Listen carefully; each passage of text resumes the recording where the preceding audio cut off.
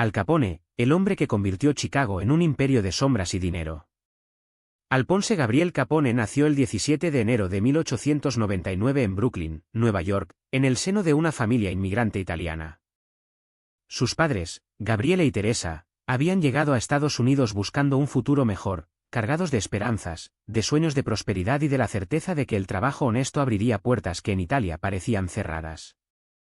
Desde niño, Alphonse conoció la rigidez de la vida en los barrios pobres, donde la lucha diaria por la supervivencia enseñaba a reconocer la fuerza y la astucia como moneda de cambio, y donde la ley era a menudo un concepto distante, más palabra que realidad tangible.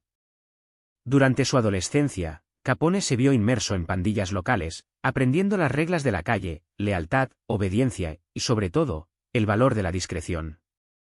Las esquinas y los callejones de Brooklyn se convirtieron en su escuela, y la experiencia de la violencia cotidiana le enseñó a leer a las personas, a medir sus miedos y sus ambiciones, a calcular los riesgos con una precisión que más tarde definiría su vida. Era, incluso entonces, un hombre con visión, sabía que la fuerza sin estrategia era efímera, y que la estrategia sin audacia carecía de sentido. En la década de 1920, el país estaba sumido en la prohibición, y Chicago se convirtió en el escenario de un negocio que desafiaba la ley pero ofrecía riquezas inimaginables. Capone llegó a la ciudad con la determinación de un hombre que había aprendido que la oportunidad favorece a quienes se atreven, y pronto se integró en la estructura del crimen organizado, no como un simple miembro, sino como alguien capaz de ver más allá del presente. Los bares clandestinos, los corredores de apuestas, los corredores de alcohol ilegal no eran solo negocios, sino engranajes de un imperio que él estaba decidido a construir. El poder de Capone se expandió con rapidez. Su nombre comenzó a resonar no solo en los callejones de Chicago, sino en los periódicos, en la policía, en los tribunales, y con cierto respeto que mezclaba miedo y admiración, entre la propia ciudadanía.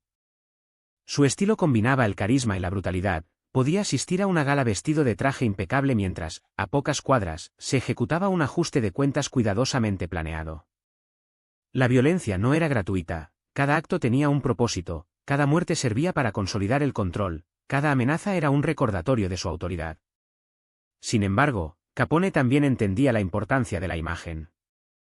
Proveía asistencia a los necesitados en barrios empobrecidos, financiaba actividades comunitarias y se mostraba cercano a la prensa cuando convenía, cultivando una reputación ambivalente, villano para unos, protector para otros, empresario para unos pocos y mito para muchos.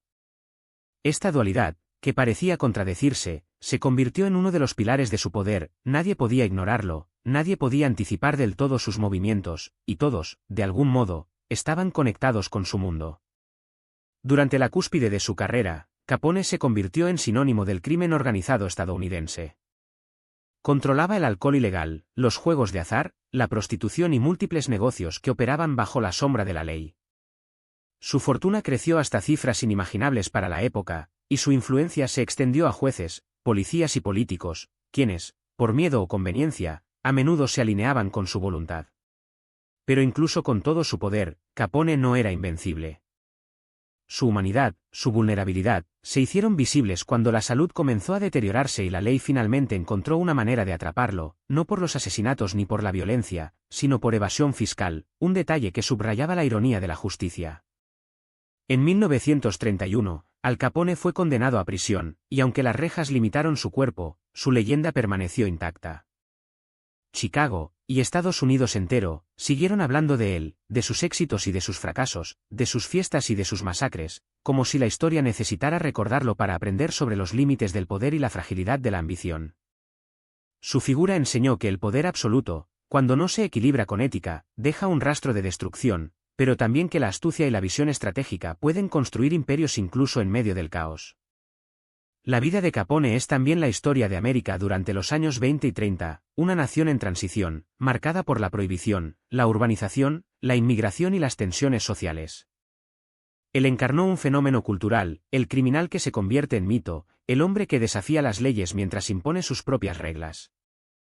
La memoria colectiva lo recuerda con fascinación y temor, con admiración y condena, y su figura sigue siendo un símbolo de los extremos a los que puede llegar la ambición humana.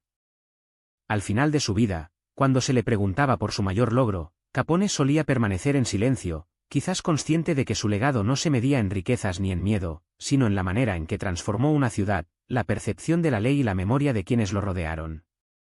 Y así, Al Capone se convirtió en un mito universal, un hombre que enseñó que la grandeza puede encontrarse tanto en la audacia como en la decadencia, y que el poder, cuando se ejerce sin límites, deja cicatrices que perduran mucho más allá de la vida del hombre. No olvides dar like, compartir y dejar tu comentario. Escribe a quien quieres ver en el próximo vídeo, la próxima historia podría ser tu elección.